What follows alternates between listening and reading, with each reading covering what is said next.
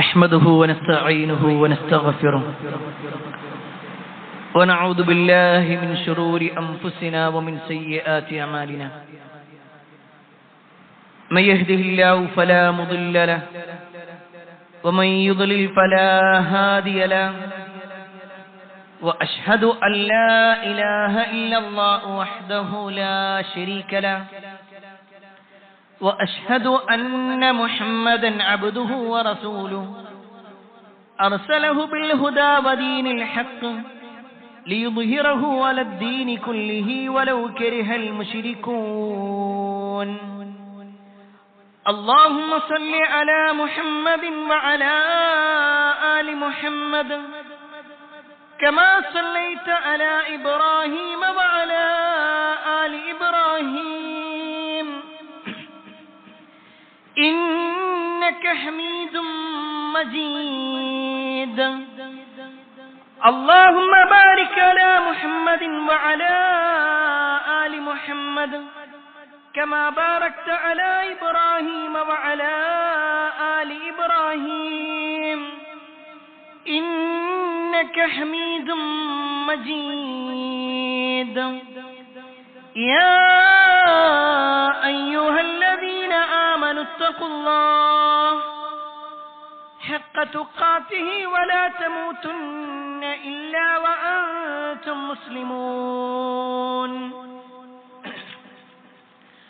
أما بعد فإن خير الحديث كتاب الله وخير الهدي هدي محمد صلى الله عليه وسلم وشر الأمور محدثاتها وكل محدثة بدعة وكل بدعة ضلالة وكل ضلالة في النار أعوذ بالله من الشيطان الرجيم بسم الله الرحمن الرحيم فرددناه إلى أمه كي تقر عينها ولا تحزن ولتعلم أن وعد الله حق ولكن أكثرهم لا يعلمون يا أيها الناس أوصيكم وإياي أولا بتقوى الله സ്നേഹനിധരായ സത്യവിശ്വാസികളെ, സഹോദരന്മാരെ, സഹോദരിമാരെ, രക്ഷിതാക്കളെ, അള്ളാഹുവിന്റെ വിധിവിലക്കൽ അനുസരിച്ചുകൊണ്ടും പ്രവാചകൻ സല്ലല്ലാഹു അലൈഹി വസല്ലമയുടെ ജീവിതചര്യ പിൻപറ്റിക്കൊണ്ടും ജീവിക്കണമേ എന്ന് ആദ്യമായി എന്നോടും തുടർന്ന് നിങ്ങൾ ഓരോരുത്തരോടും ഉണർത്തുകയാണ്, വസിയ്യത്ത് ചെയ്യുകയാണ്. വിശുദ്ധ ഖുർആനിൽ ഏറ്റവും കൂടുതൽ പരാമർശിച്ചിട്ടുള്ള പ്രവാചകൻ മൂസാ നബി അലൈഹിസ്സലാം. പേര് പറയുക എന്ന് മാത്രമല്ല, കൂടുതലായി അദ്ദേഹത്തിന്റെ ചരിത്രവും അള്ളാഹു ഖുർആനിലൂടെ അറിയിച്ചിട്ടുണ്ട്. അദ്ദേഹത്തിന്റെ ജനനത്തിന് മുമ്പുണ്ടായ സംഭവങ്ങളും ജനനത്തോടുകൂടിയുണ്ടായ സംഭവങ്ങളും അദ്ദേഹം ഒരു തൊട്ടിലിൽ കിടക്കുന്ന സമയത്തുള്ള സംഭവങ്ങളും എന്ന് വേണ്ട അദ്ദേഹത്തിന്റെ ബാല്യ, കൗമാര, യൗവന, വൈവാഹിക, ദാമ്പത്യ ജീവിതങ്ങളെല്ലാം അള്ളാഹു ഖുർആനിലൂടെ അറിയിച്ചിട്ടുണ്ട്. അദ്ദേഹത്തിന്റെ ചരിത്രം വിശദീകരിക്കുമ്പോഴെല്ലാം അദ്ദേഹവുമായി ബന്ധപ്പെട്ടുകൊണ്ടുള്ള കാര്യങ്ങളും അദ്ദേഹത്തോട് ബന്ധമുള്ള ആളുകളുടെ ചരിത്രവും പറഞ്ഞു. അതിൽ അല്ലാഹു സുബ്ഹാനഹു തആല ഖുർആനിലൂടെ എടുത്തു പറഞ്ഞ ഒരു ആളാണ് മൂസാ നബി അലൈഹിസ്സലാമിന്റെ ഉമ്മയെക്കുറിച്ച്. മൂസാ നബി അലൈഹിസ്സലാമിന്റെ ഉമ്മക്ക് ചില പ്രത്യേകതകൾ. മൂസാ നബിന്റെ ഉമ്മ എന്ന് മാത്രമല്ല, അല്ലാഹു സുബ്ഹാനഹു തആല അവർക്ക് മലക്കുകൾ മുഖേന ചില കാര്യങ്ങൾ അറിയിച്ചു കൊടുക്കുകയും ചെയ്തിട്ടുണ്ട്. നമ്മൾ വിശുദ്ധ ഖുർആൻ പരിശോധിക്കുമ്പോൾ ഈ ഉമ്മയോട് അള്ളാഹു പറഞ്ഞ ഒരു വാചകമാണ് അന്ന വഅദല്ലാഹി ഹഖ്, അല്ലാഹു അവന്റെ വാഗ്ദാനം സത്യമാക്കുന്നവനാണ്. എന്താണോ അല്ലാഹു വാഗ്ദാനം പറയുന്നത്, അല്ലാഹു ഒരു ഉറപ്പ് പറഞ്ഞാൽ, ഒരു കരാറ് പറഞ്ഞാൽ അത് അല്ലാഹു പാലിക്കും. അത് സത്യമാണ്. എന്റെ ഖുതുബയുടെ തുടക്കത്തിൽ ഞാൻ ഓതി വെച്ച ആയത്ത്, അതിൽ പരാമർശിച്ച ഒരു ഭാഗം അന്ന വഅദല്ലാഹി ഹഖ്, അല്ലാഹു പറഞ്ഞ വാഗ്ദാനം സത്യമാണ്. സത്യമാണ് അല്ലാഹു പറയുന്നത്. ഈ ഒരു വാക്ക് അല്ലാഹു പറയാനൊരു കാരണം, ഈ ഒരു ആയത്ത് അല്ലാഹു വിശുദ്ധ ഖുർആനിലെ സൂറത്തുൽ ഖസസിലെ 13ാമത്തെ ആയത്തായി പറയുന്നതിന് മുമ്പ് അല്ലാഹു ഈ ഉമ്മയെ വിളിച്ചുകൊണ്ട് ചില കാര്യങ്ങൾ പറയും. നമുക്കറിയാം, മൂസാ നബി അലൈഹി ഇസ്ലാമിന്റെ ജനനം എന്ന് പറഞ്ഞാൽ അദ്ദേഹം ബനൂ ഇസ്രായേലിൽപ്പെട്ട ആളാണ്.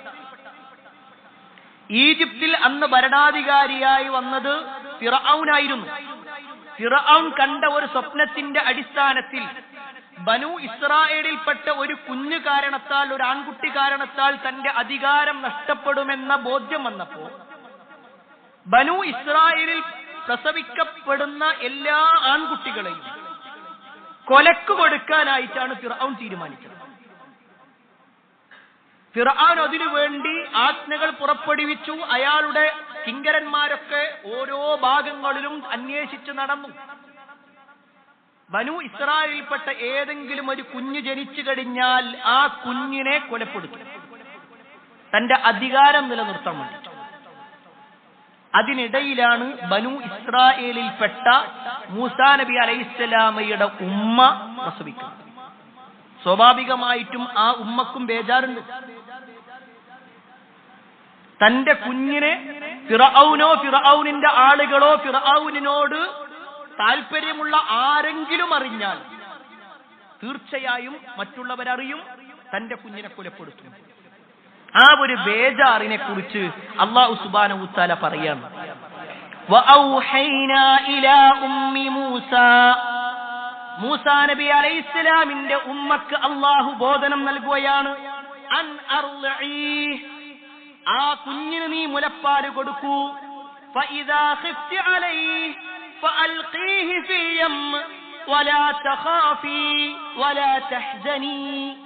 അല്ലാഹുവിന്റെ ഓരോ വാക്കുകൾ നോക്ക്. മൂസാ നബി അലൈഹി ഇസ്ലാമിന്റെ ഉമ്മനെ വിളിച്ചിട്ട് പറയാണ്, നീ കുഞ്ഞിന് മുലപ്പാല് കൊടുക്ക്. ഇനി കുഞ്ഞിന്റെ കാര്യത്തിൽ നിനക്ക് പേടിയുണ്ടോ? വഅൽഖീ ഫിൽ യം, ആ ഒരു നദിയിൽ കൊണ്ടുപോയിട്ട് ഒരു തൊട്ടിലാക്കി, ഒരു പെട്ടിയിലാക്കിയിട്ട് കുഞ്ഞിനെ നീ വെച്ചോ, നീ അങ്ങോട്ട് വിട്ടോ.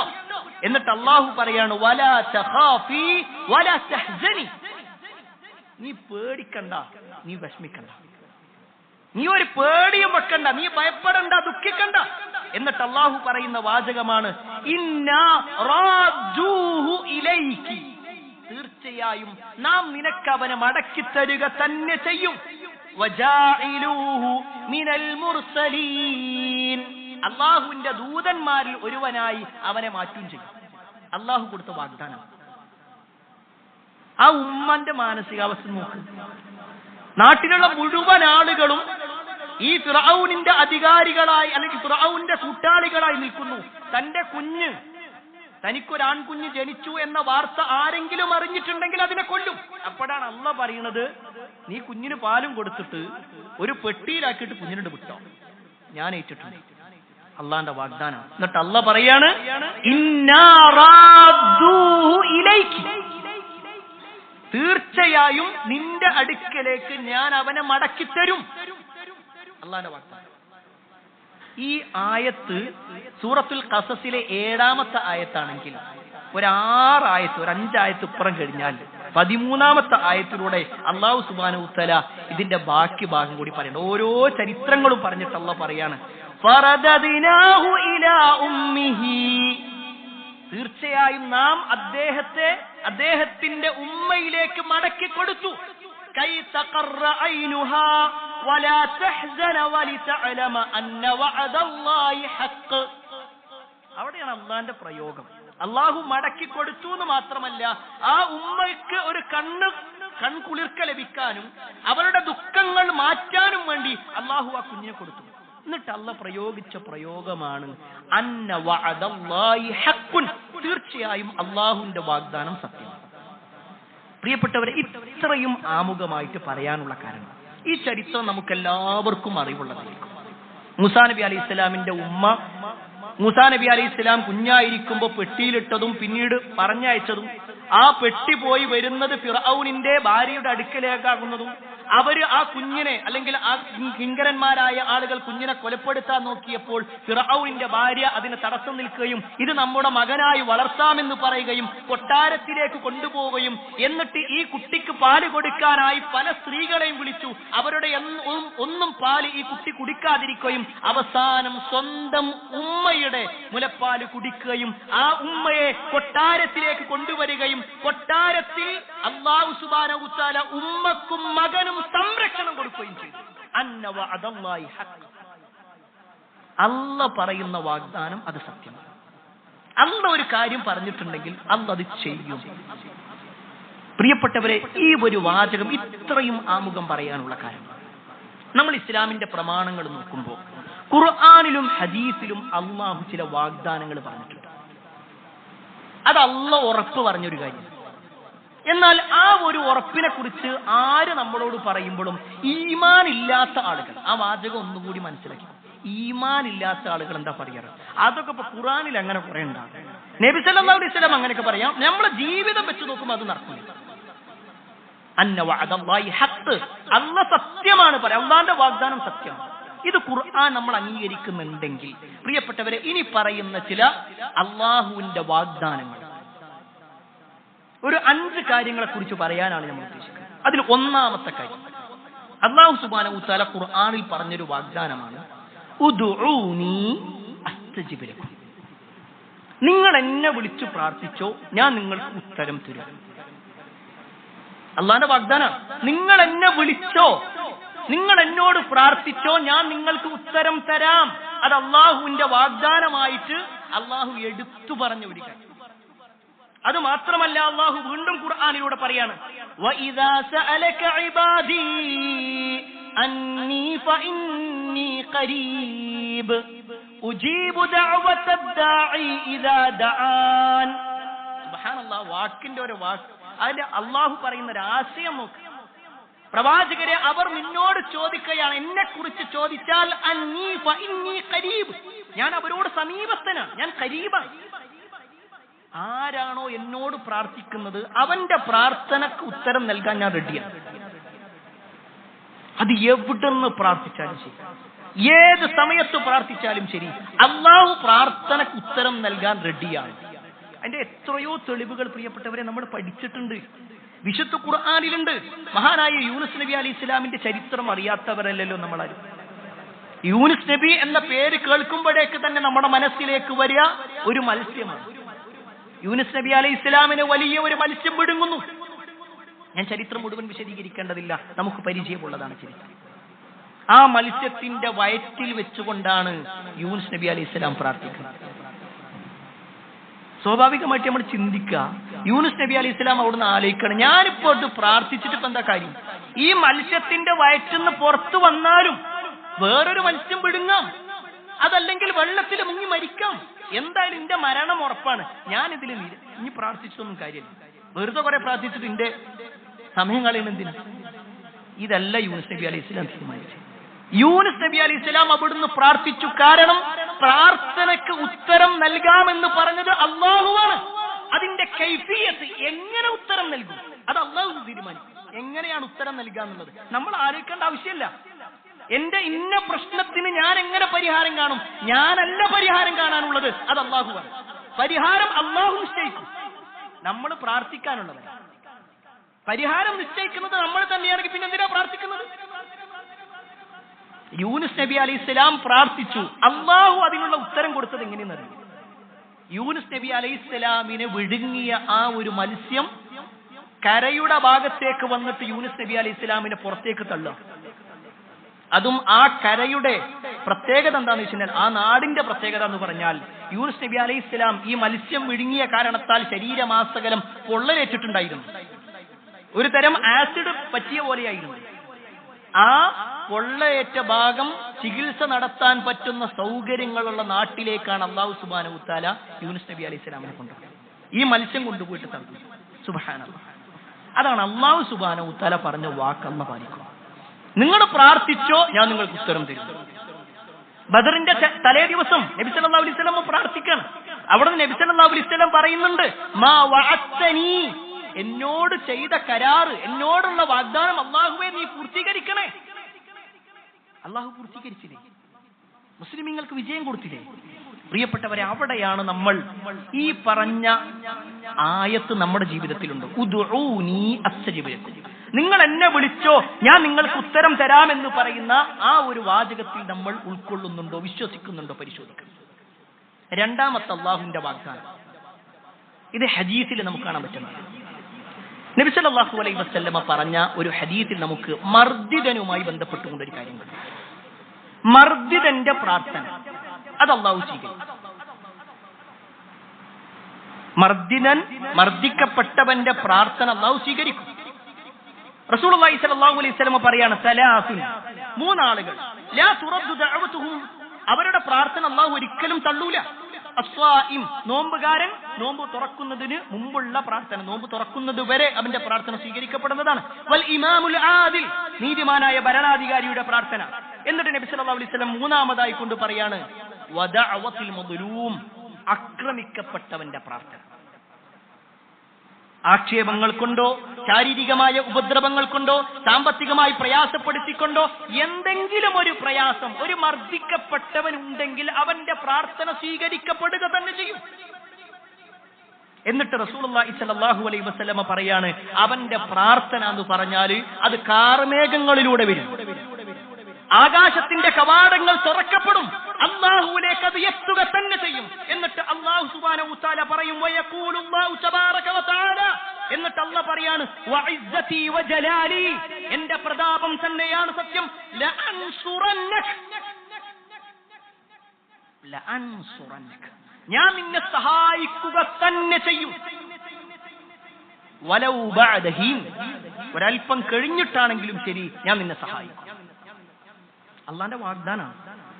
ഒരാൾ മർദ്ദിക്കപ്പെട്ടവനാണ്, മറ്റുള്ളവർ കാരണത്താൽ ആക്ഷേപിക്കപ്പെട്ടവരാണ്, വിമർശിക്കപ്പെട്ടവരാണ്, ആരോപണങ്ങൾ ഏൽക്കപ്പെട്ട ആളാണ്, ശാരീരികമായി പ്രയാസം അനുഭവിച്ച ആളാണ്, എന്തു തന്നെയാണെങ്കിലും ലഅൻസുറന്നക, ഞാൻ നിന്നെ സഹായിക്കുക തന്നെ ചെയ്യും. അത് എത്രയെന്ന് ചോദിച്ചാൽ വലൗ കാന കാഫിറ, ആ മർദ്ദിക്കപ്പെട്ടവൻ ഒരു സത്യനിഷേധിയാണെങ്കിൽ പോലും അല്ലാഹു സഹായിക്കുന്നു. പൊതുവെ സത്യനിഷേധിയായ കാഫിറായ ഒരു മനുഷ്യന്റെ കാര്യത്തിൽ പ്രാർത്ഥനയ്ക്ക് ഉത്തരം കിട്ടൂല. എന്നാൽ മർദ്ദിക്കപ്പെട്ടവൻ കാഫിറാണെങ്കിൽ പോലും അവൻ പ്രാർത്ഥിച്ചാലും ഉത്തരം നൽകും. ചരിത്രത്തിൽ കാണാൻ പറ്റും. ഇമാം ബുഖാരി ധരിക്കുന്ന ഹദീസിൽ കാണുന്നുണ്ട്, ഒരു സ്ത്രീയെ സംബന്ധിച്ച് നബി സല്ലല്ലാഹു അലൈഹി വസല്ലമയുടെ കാലത്ത് ജീവിച്ച ഒരു അടിമയായിരുന്ന ഒരു പെണ്ണ്, ഒരു കറുത്ത വിഭാഗത്തിൽപ്പെട്ട ആളായിരുന്നു. അവൾ ഒരു അടിമയാണ്. ഒരു വീട്ടിലാണ് അവൾക്ക് ജോലി ഉണ്ടായിരുന്നത്. ആ വീട്ടിലെ കുട്ടികളെ നോക്കലും മറ്റൊക്കെ ആയിരുന്നു അവളുടെ ഉത്തരവായി. ഒരു ദിവസം ആ വീട്ടിലുള്ള ഒരു കുട്ടിയുടെ ഒരു അരപ്പട്ട, അത് കുറച്ച് വിലയേറിയതാണ്, അതാവട്ടെ ഒരു മാംസത്തിന്റെ നിറമുള്ളതായിരുന്നു. അങ്ങനെയുള്ള ഒരു വശാഹ് എന്നാണ് അതിന്റെ പേര്, വിശാഹം എന്ന ഒരു പ്രയോഗം. ഈ കുട്ടിയുടെ അരപ്പട്ട കാണാൻ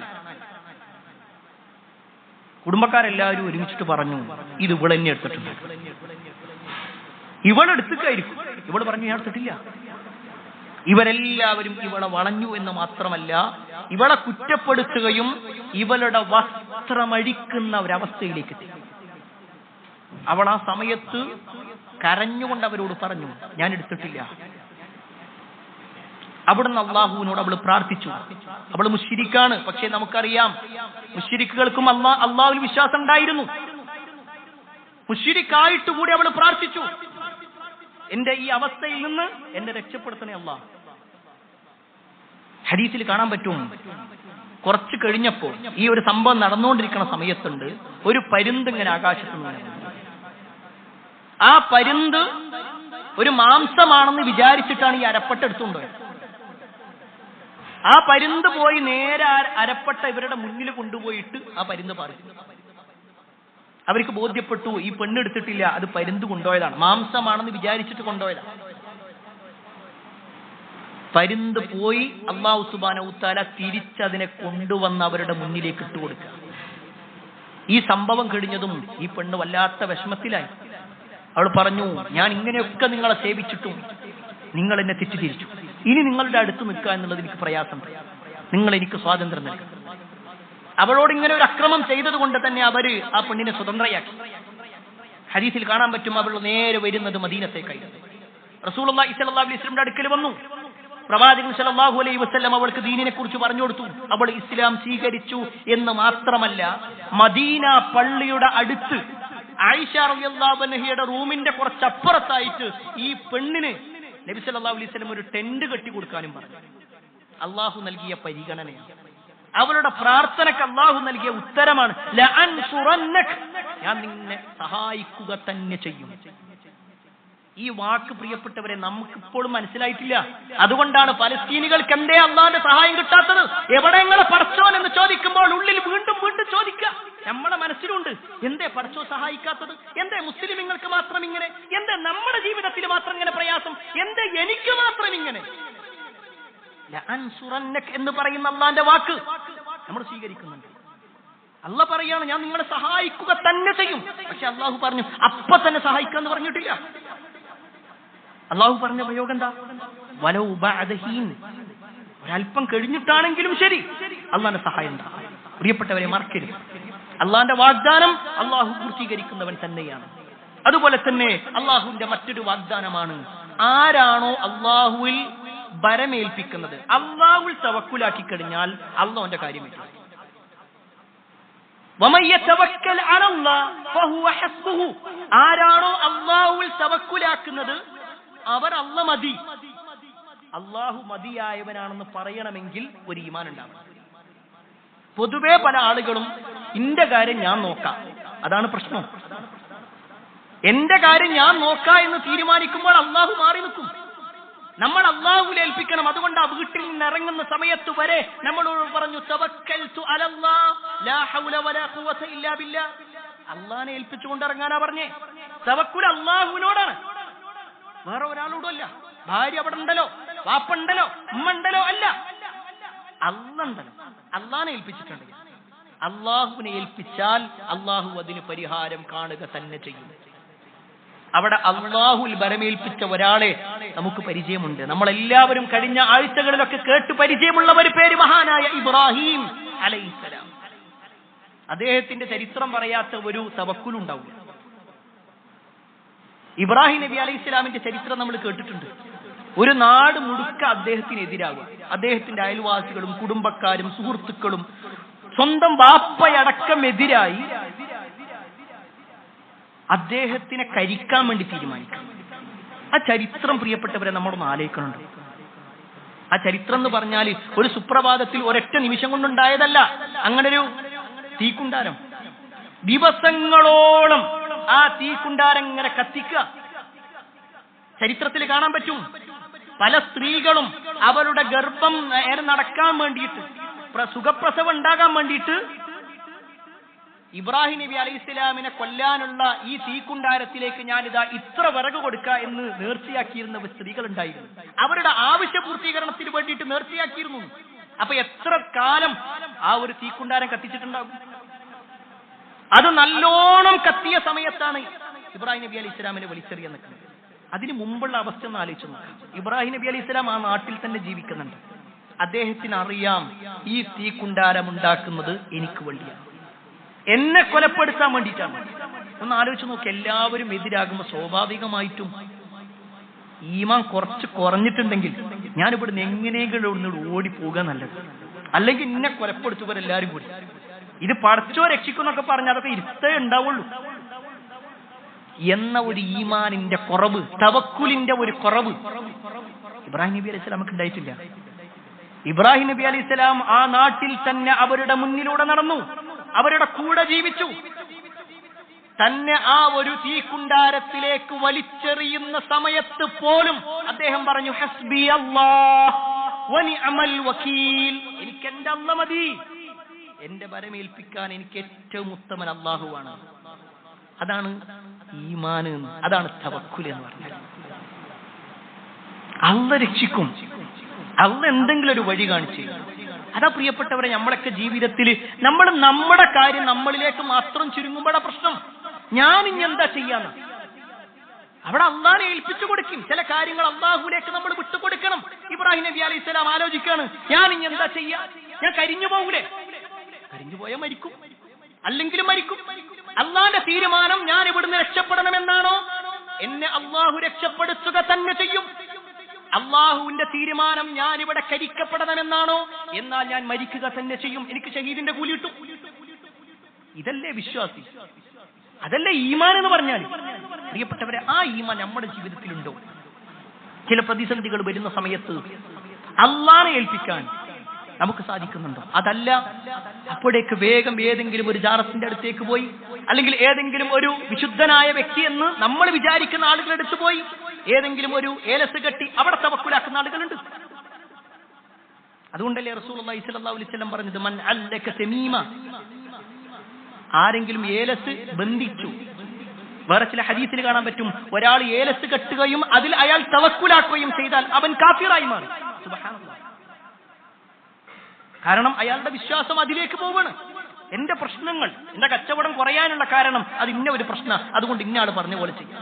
അവിടെ അള്ളാഹുൽ തവക്കുലാക്കണം. നമ്മൾ ചെയ്യാനുള്ളതൊക്കെ നമ്മൾ ചെയ്യാം.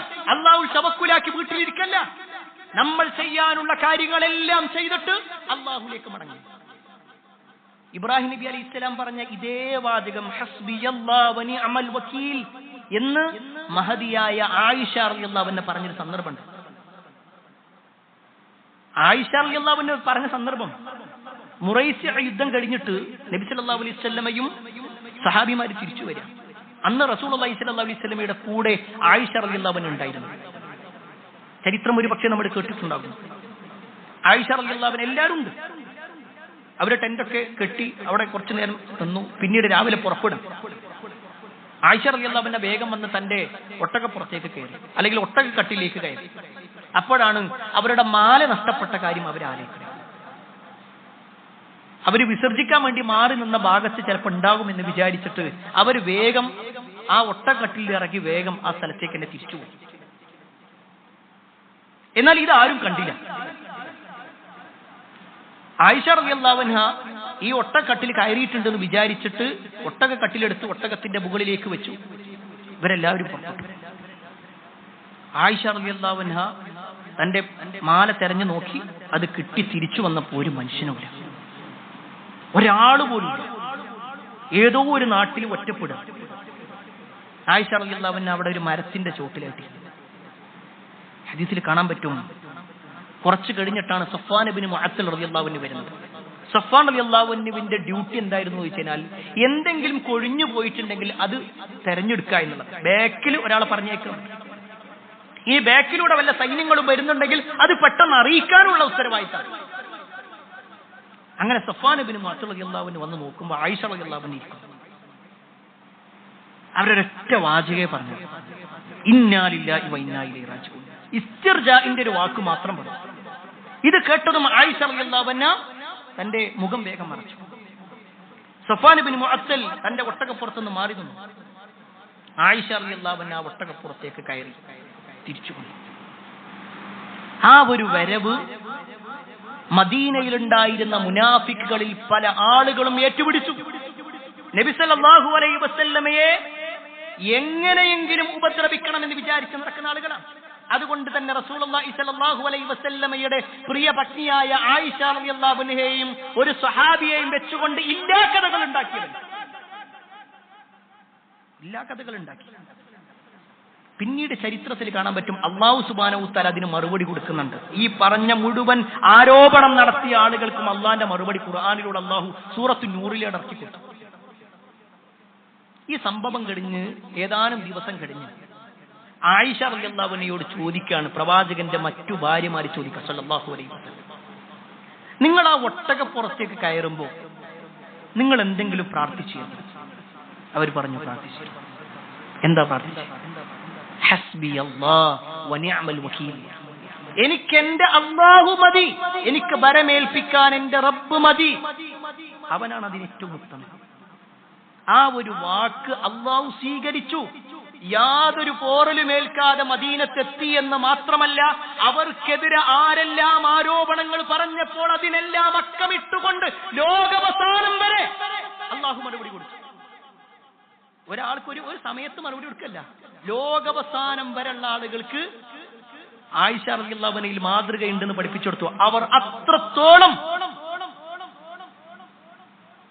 ശുദ്ധിയുള്ള ആളാണെന്ന് നബി സല്ലല്ലാഹു അലൈഹി വസല്ലം ബോധ്യപ്പെടുത്തി, ആളുകളെ ബോധ്യപ്പെടുത്തി. അതാണ് പ്രിയപ്പെട്ടവരെ, ഹസ്ബി അല്ലാഹ്, എനിക്ക് എന്റെ അല്ലാഹ് മതി. എന്റെ എന്ത് പ്രശ്നം ഉണ്ടെങ്കിലും അത് ഞാനല്ല, എന്റെ റബ്ബ് തീർക്കാൻ കഴിയുള്ളവനാണ്.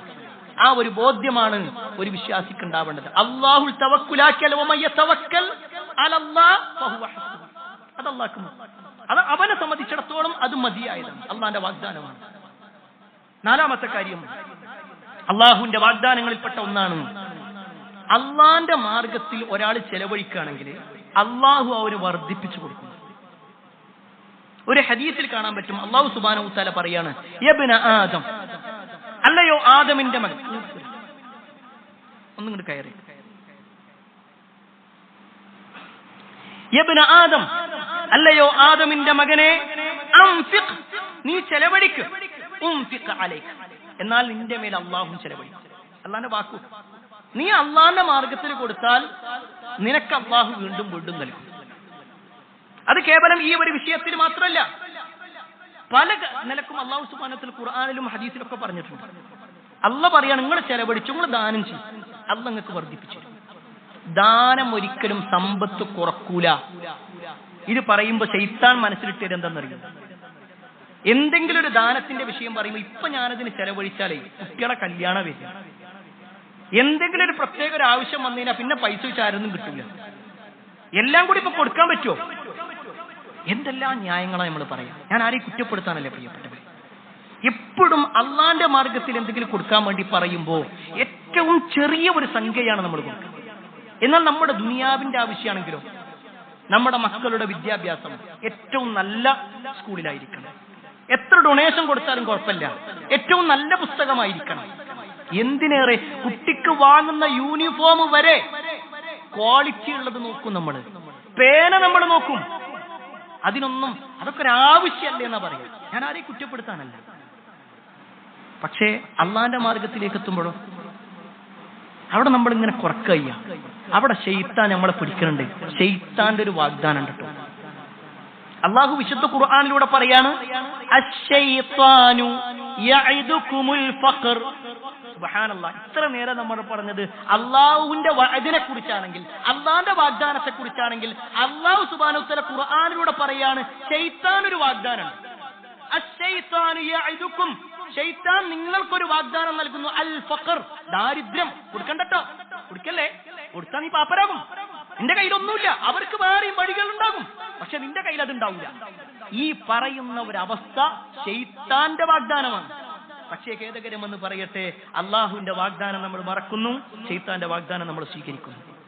അള്ളാന്റെ മാർഗത്തിൽ പ്രിയപ്പെട്ടവരെ നമ്മൾ കൊടുത്താലേ അള്ളാഹു വർദ്ധിപ്പിച്ചു തരുന്ന പറഞ്ഞു, ഇരട്ടിച്ചിരട്ടിച്ചു തരും. അള്ളാഹു ഖുർആനിലൂടെ പറയാം, നമ്മളെല്ലാവരും ഖുർആൻ അംഗീകരിക്കുന്നവരാണല്ലോ. എന്നാൽ ആ ഖുർആനിലെ 2-ാം അധ്യായം സൂറത്തുൽ ബഖറയിലെ 245-ാമത്തെ ആയത്തിലൂടെ അള്ളാഹു പറയാണ്, മന്ദല്ലദീ യുഖ്രിദുല്ലാഹ ഖർളൻ ഹസന ഫയുളാഇഫഹു ലഹു അദ്ആഫൻ കസീറ. ആരാണോ അള്ളാഹുവിന് കടം കൊടുക്കാനുള്ളത്, അള്ളാഹ്ക്ക് നല്ല നിലക്ക് ആരാണോ കടം കൊടുക്കാനുള്ളത്, അവൻ അള്ളാഹു സുബ്ഹാനഹു വ തആല വർദ്ധിപ്പിച്ച് ഇരട്ടിക്കിരട്ടിയായിട്ട് തരും. അള്ളാഹ്ക്ക് കടം കൊടുക്കുക എന്ന് പറഞ്ഞാൽ എന്താ? അള്ളാഹിന്റെ മാർഗത്തിൽ ചെലവഴിക്കുക. അങ്ങനെ കൊടുത്താൽ വർദ്ധിപ്പിച്ചു. ഹദീസിൽ കാണാൻ പറ്റും, മഹാനായ മുആവിയ റളിയല്ലാഹു അൻഹുവിന്റെ കാലത്ത്, മുആവിയ റളിയല്ലാഹു അൻഹു എന്ന് പറഞ്ഞാൽ 4 ഖലീഫമാർക്ക് ശേഷം ഭരണാധികാരിയായി വന്ന ആളാണ്. ആ മുആവിയ റളിയല്ലാഹു അൻഹുവിന്റെ കാലത്ത് ഒരു മനുഷ്യൻ, ഒരു സ്വഹാബിയായ ഒരു മനുഷ്യൻ, അദ്ദേഹത്തിന്റെ സമ്പത്ത് 1500 ഒട്ടകങ്ങളായിരുന്നു. 1500 ഒട്ടകങ്ങൾ. അദ്ദേഹം കൊടുക്കുന്ന സമ്പത്തിലെ അദ്ദേഹത്തിന്റെ സക്കാത്തിന്റെ ഓഹരി എന്ന് പറഞ്ഞാൽ തന്നെ 30-ലധികം ഒട്ടകങ്ങൾ ഉണ്ടായിരുന്നു. അത്രയും വലിയ ധനാഢ്യൻ. അദ്ദേഹത്തിന്റെ ചരിത്രം നമ്മൾ വായിച്ചു നോക്കുമ്പോൾ അത്ഭുതപ്പെട്ടു. അദ്ദേഹം ആരായിരുന്നു എന്നറിയോ? റസൂലുള്ളാഹി സ്വല്ലല്ലാഹു അലൈഹി വസല്ലമയുടെ കാലത്ത് അദ്ദേഹം വലിയ ധനാഢ്യനല്ല, പണക്കാരനല്ല. അദ്ദേഹത്തിന്റെ അടുക്കിലേക്ക് റസൂലുള്ളാഹി സ്വല്ലല്ലാഹു അലൈഹി വസല്ലം ഒരാളെ സക്കാത്ത് പിരിക്കാനായിട്ട് പറഞ്ഞയച്ചു. സക്കാത്തിന്റെ കണക്ക് നോക്കിയപ്പോ ഈ മനുഷ്യൻ കൊടുക്കേണ്ടത് 1 വയസ്സുള്ള ഒരു ഒട്ടകം. 1 വയസ്സുള്ള ഒട്ടകം. അപ്പൊ ഈ സ്വഹാബി പറഞ്ഞു, ഈ 1 വയസ്സുള്ള ഒട്ടകം കിട്ടിയിട്ട് ഇപ്പൊ എന്താ കാര്യം? അത് ഞാൻ തന്നാൽ വേറെ ആർക്കെങ്കിലും അത് ഉപകാരപ്പെടൂല. കാരണം അതിൽ നിന്ന് പാല് കിട്ടൂല, അതിന്റെ പുറത്ത് സഞ്ചരിക്കാനുള്ള വലിപ്പം അതിനില്ല. ഞാൻ കുറച്ച് വലിയ ഒട്ടകം തരാം, ഞാൻ കുറച്ച് കൂടുതൽ തരാന്നാ പറയുന്നത്. സക്കാത്ത് പിരിക്കാൻ വന്ന സഹാബി പറഞ്ഞു, അത് പറ്റൂല. നബി സല്ലല്ലാഹു അലൈഹി വസല്ലം എന്നോട് പറഞ്ഞിട്ടുള്ളത് കണക്ക് നോക്കിയിട്ട് കൊടുക്കാനാണ്. ഇനി നിങ്ങൾക്ക് കൂടുതൽ തരണമെന്നുണ്ടോ, നിങ്ങൾ നബി സല്ലല്ലാഹു അലൈഹി വസല്ലമയുടെ അടുക്കിലേക്ക് ചെല്ലുക. ഈ സ്വഹാബി റസൂലുള്ളാഹി സ്വല്ലല്ലാഹു അലൈഹി വസല്ലമയുടെ അടുക്കിലേക്ക് ചെല്ലുക. നിങ്ങൾ ആലോചിച്ച് നോക്ക്, കൊടുക്കാതിരിക്കാനുള്ള ന്യായമല്ല പറയണേ, എങ്ങനെ ഞാൻ കൊടുക്കാന്ന്. അങ്ങനെ ഈ സ്വഹാബി റസൂലുള്ളാഹി സ്വല്ലല്ലാഹു അലൈഹി വസല്ലമയുടെ അടുക്കൽ വന്നിട്ട് പറഞ്ഞു, പ്രവാചകരെ, എനിക്ക് ഇങ്ങനെയാണ് കൊടുക്കേണ്ടത്, പക്ഷെ ഞാൻ കുറച്ച് കൂടുതൽ തരാൻ ഉദ്ദേശിക്കുന്നത്. അപ്പൊ റസൂലുള്ളാഹി സ്വല്ലല്ലാഹു അലൈഹി വസല്ലം പറഞ്ഞു, നിങ്ങൾ കൊടുക്കേണ്ടത് ഇത്ര തന്നെയുള്ളൂ. ഇനി നിങ്ങൾക്ക് കൂടുതൽ തരാൻ ഉദ്ദേശിക്കുന്നുണ്ടോ, നിങ്ങൾ തന്നോളൂ, അള്ളാഹു നിങ്ങൾക്ക് വർദ്ധിപ്പിച്ചു തരും. അന്ന് വെറും 25 ഒട്ടകം മാത്രമുണ്ടായിരുന്ന ആ ഒരു സ്വഹാബി ഏതാനും വർഷം കഴിഞ്ഞപ്പോൾ അള്ളാഹു വർദ്ധിപ്പിച്ച് 1500-ലധികം ഒട്ടകങ്ങളുടെ മുതലാളിയായിട്ട് മാറി. ഇതൊക്കെ ഹദീസിലുള്ള സംഭവങ്ങളാണ്. അള്ളാഹു സുബ്ഹാനഹു വ തആല പറഞ്ഞൊരു വാക്കാണ്, നിങ്ങൾ കൊടുത്തോ ഞാൻ നിങ്ങൾക്ക് തരും, നിങ്ങൾ പിടിച്ചു വെക്കുകയാണോ അള്ളയും പിടിച്ചു വെക്കും. അതുകൊണ്ട് പ്രിയപ്പെട്ടവരെ, അള്ളാഹുവിന്റെ ഈ വാഗ്ദാനം അത് നമ്മൾ മറക്കാതിരിക്കുക. അള്ളാഹുവിന്റെ മാർഗത്തിലേക്ക് കൊടുക്കാൻ പറയുമ്പോൾ അതിലിങ്ങനെ പിന്നിലേക്ക് പോകുന്ന അവസ്ഥയല്ല. അള്ളാന്റെ മാർഗത്തിൽ ഞാൻ 10 കൊടുത്താൽ അള്ളാഹ് എനിക്ക് 100 തരും, ഞാൻ 100 കൊടുത്താൽ അള്ളാഹു എനിക്ക് 1000 തരും. അത് അള്ളാഹു വിശ്വസിക്കുന്നവന് ഉറപ്പിക്കേണ്ട ഒരു വിശ്വാസം. ആ 100 ഇങ്ങനെ കിട്ടുമ്പോ 10 കൊടുത്തതിനാണ് 100 കിട്ടിയതെന്നല്ല ചിന്തിക്കുക. ഞാൻ ആ 10 കൊടുത്തിട്ടില്ലായിരുന്നെങ്കിൽ എനിക്ക് 110 ഉണ്ടാകുമായിരുന്നു എന്നാ പലപ്പോഴും നമ്മൾ ചിന്തിക്കുക. ഞാൻ ആ 10 കൊടുത്തത് കൊണ്ട് അള്ളാഹ് എനിക്ക് 100 തന്നത്, ആ ചിന്തയാ വിശ്വാസം. അപ്പോഴാണ് കൂടുതൽ അള്ളാഹുവിന്റെ മാർഗത്തിലേക്ക് കൊടുക്കാൻ പറ്റുള്ളൂ. ഈ പറയപ്പെട്ട ഓരോ വാഗ്ദാനങ്ങളും അള്ളാഹുവിന്റെ വാഗ്ദാനമാണ്. അള്ളാഹു അത് പാലിക്കുക തന്നെ ചെയ്യും. അള്ളാഹു ഇഷ്ടപ്പെട്ട രൂപത്തിൽ ജീവിക്കാൻ ഞാനും നിങ്ങൾ പരിശ്രമിക്കുക. അതിന് അള്ളാഹു സുബ്ഹാനഹു വ തആല നമുക്ക് ഏവർക്കും തൗഫീഖ് നൽകുമാറാവട്ടെ.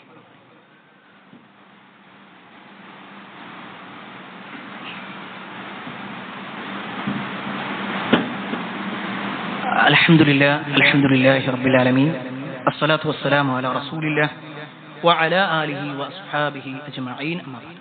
പ്രിയപ്പെട്ട സഹോദരങ്ങളെ, സഹോദരിമാരെ, വിശുദ്ധ ഖുർആനിലും ഹദീസിലും വന്നിട്ടുള്ള അള്ളാഹുവിന്റെ ചില വാഗ്ദാനങ്ങളെ കുറിച്ചാണ് ഓർമ്മപ്പെടുത്തിയത്. അതിൽ അള്ളാഹു ഖുർആനിൽ തന്നെ എടുത്തു പറഞ്ഞ ഒരു വാഗ്ദാനമാണ് ഫദ്കുറൂനി അദ്കുറുക്കും. നിങ്ങൾ എന്നെ ഓർത്താ ഞാൻ നിങ്ങളെ ഓർക്കും, നിങ്ങൾ എന്നെ സ്മരിക്കും എന്നാൽ ഞാൻ നിങ്ങളെ സ്മരിക്കും. ഈ അള്ളാഹനെ ഓർമ്മിക്കുക എന്ന് പറഞ്ഞാൽ ദിക്ർ ചൊല്ലലാണ്. അതോടൊപ്പം തന്നെ എപ്പോഴും അള്ളാഹനെ ഓർമ്മിച്ച് ജീവിക്കണം. നമ്മൾ എപ്പോഴും അള്ളാഹനെ ഓർമ്മിക്കുന്നുണ്ടോ എങ്കിൽ അള്ളാഹു എപ്പോഴും നമ്മളിൽ ഓർക്കും. അള്ളാഹ് എപ്പോഴും നമ്മളെ ഓർമ്മിക്കുകയാണോ, നമ്മൾ ചോദിക്കുന്നതിനൊക്കെ അള്ളാഹു നമുക്കൊരു വഴി നൽകും. സമ്പത്ത് നൽകും എന്നല്ല പറഞ്ഞതിന്റെ അർത്ഥം. അള്ളാഹു ഒരു വഴി കാണിച്ച് വല്ലാതെ പ്രയാസപ്പെടും. അള്ളാഹു എല്ലാത്തിനും ഒരു തുറവി നൽകും.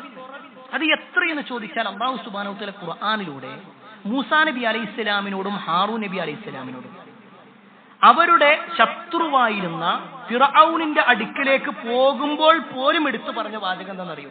ഇദ്ഹബ് അൻത വ അഖൂക. മൂസാ നബി അലൈഹിസ്സലാമിനോട് പറയാണ്, നീയും നിന്റെ സഹോദരനും കൂടി പോണം. ബി ആയാതി, എന്റെ ദൃഷ്ടാന്തങ്ങളുമായിട്ട് പോണം, എന്റെ ആയത്തുകളുമായിട്ട് പോണം. എന്നിട്ട് വലാ തനിയാ ഫീ ദിക്രി, എന്നിട്ട് പറയും വലാ തനിയാ ഫീ ദിക്രി, നിങ്ങൾ രണ്ടാളും എന്നോടുള്ള സ്മരണ നിങ്ങൾ മറന്നുപോയി. എപ്പോഴും അള്ളാഹനെ ഓർമ്മിച്ച് നിങ്ങൾ പോയി. എന്നിട്ട് നിങ്ങൾ ഫിർഔന്റെ അടുത്തേക്ക് ചെന്നു, അള്ളാഹുവിന്റെ സഹായം. അവിടെയാണ് വിശ്വാസം. എപ്പോഴും അള്ളാഹനെ ഓർമ്മിക്കുക. പ്രിയപ്പെട്ടവരെ, സാന്ദർഭികമായി കൊണ്ട് ഓർമ്മപ്പെടുത്തട്ടെ, ആരെ കുറ്റപ്പെടുത്താനല്ല, നമ്മൾ സ്വന്തത്തോട് നോക്കുക. ഇന്ന് രാവിലെ എഴുന്നേൽക്കുന്ന സമയത്ത് അള്ളാഹനെ ഓർമ്മിച്ചുകൊണ്ട് എഴുന്നേൽക്കാൻ പഠിപ്പിക്കപ്പെട്ടവരാണ് നമ്മൾ. രാവിലെ എഴുന്നേൽക്കുമ്പോൾ ഒരു പ്രാർത്ഥന ഉണ്ട്, അൽഹംദുലില്ലാഹില്ലദീ അഹ്യാനാ ബഅദമാ അമാതനാ വഇലൈഹി നുശൂർ. നമ്മൾ എത്ര ആളുകൾ ചൊല്ലിയിട്ടുണ്ട്? അത് കഴിഞ്ഞ് ബാത്റൂമിലേക്ക് പോകുമ്പോൾ പ്രാർത്ഥന ഉണ്ട്, തിരിച്ചിറങ്ങുമ്പോൾ പ്രാർത്ഥന ഉണ്ട്, നമ്മൾ വസ്ത്രം ധരിക്കുമ്പോൾ പ്രാർത്ഥന ഉണ്ട്, ചെരുപ്പ് ധരിക്കുമ്പോൾ പ്രാർത്ഥന ഉണ്ട്, പുറത്തേക്ക് ഇറങ്ങുമ്പോൾ പ്രാർത്ഥന ഉണ്ട്, വാഹനത്തിൽ കയറുമ്പോൾ പ്രാർത്ഥന ഉണ്ട്, പള്ളിയിലേക്ക് കയറുമ്പോൾ പ്രാർത്ഥന ഉണ്ട്, എന്തെല്ലാം പ്രാർത്ഥനകൾ. ഇതിലെത്ര പ്രാർത്ഥനകൾ നമ്മൾ നിർവഹിച്ചിട്ടുണ്ട്.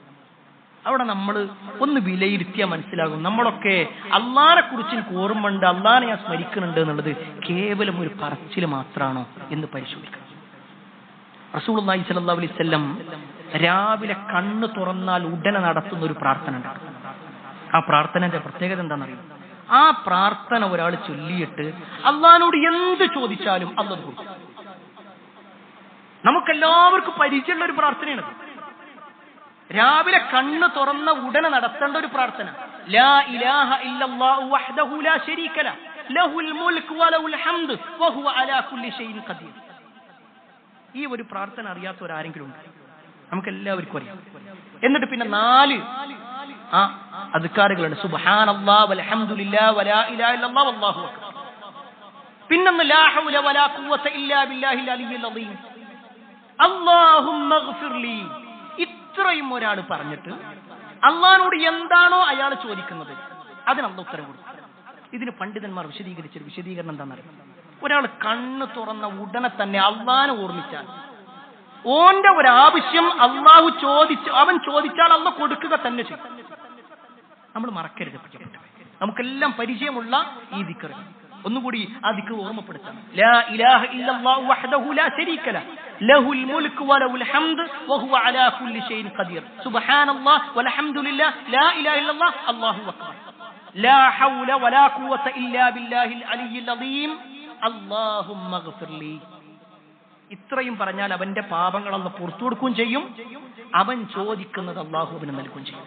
ഈ പറഞ്ഞ ഓരോ ദിക്റുകളും നമ്മുടെ ജീവിതത്തിൽ ഉണ്ടാവണം. അതോടൊപ്പം അള്ളാഹുവിന്റെ വാഗ്ദാനമാണ്, നിങ്ങൾ അള്ളാഹിനെ ഓർമ്മിക്കാണോ അള്ളാഹു നിങ്ങളെ ഓർമ്മിക്കും. ഈ വാഗ്ദാനങ്ങളെല്ലാം കൃത്യമായിട്ട് പാലിക്കുക. നമ്മുടെ ജീവിതത്തിൽ വാഗ്ദാനങ്ങൾ നിറവേറ്റുക. നമ്മൾ നിറവേറ്റിയാൽ അള്ളാഹു അവന്റെ വാഗ്ദാനങ്ങൾ നിറവേറ്റുന്നതാണ്. തീർച്ചയായും അള്ളാഹുവിന്റെ വാഗ്ദാനങ്ങൾ നിറവേറ്റുന്ന ആ വിഭാഗത്തിൽ അള്ളാഹു സുബ്ഹാനഹു വ തആല നമ്മെ ഏവരെയും ഉൾപ്പെടുത്തുമാറാവട്ടെ. എല്ലാ അർത്ഥത്തിലും നന്മകൾ ചെയ്ത് ജീവിക്കുന്ന ആളുകളിൽ അള്ളാഹു നമ്മെ ഏവരെയും ഉൾപ്പെടുത്തുമാറാവട്ടെ. ഒരുപാട് ആളുകൾ പ്രാർത്ഥന കൊണ്ട് വസിയത്ത് നൽകിയിട്ടുണ്ട്. എല്ലാവരുടെയും പ്രാർത്ഥനകൾ അള്ളാഹു സ്വീകരിക്കുമാറാവട്ടെ. മരിക്കുന്ന സമയത്ത് ഈമാനോടുകൂടി മരിക്കുന്ന ആളുകളിൽ അള്ളാഹു നമ്മെ ഏവരെയും ഉൾപ്പെടുത്തുമാറാവട്ടെ. നമ്മുടെ മാതാപിതാക്കൾക്ക് അള്ളാഹു സ്വർഗ്ഗം നൽകുമാറാവട്ടെ. കുടുംബത്തോടൊപ്പം സ്വർഗ്ഗത്തിൽ പ്രവേശിക്കുന്ന മഹാഭാഗ്യവാന്മാരിൽ അള്ളാഹു നമ്മെ ഏവരെയും ഉൾപ്പെടുത്തുമാറാവട്ടെ.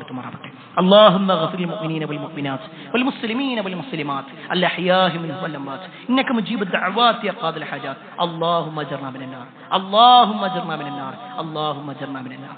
ربنا آتنا في الدنيا حسنة وفي الآخرة حسنة وقنا عذاب النار. آمين آمين برحمتك يا أرحم الراحمين والحمد لله رب العالمين.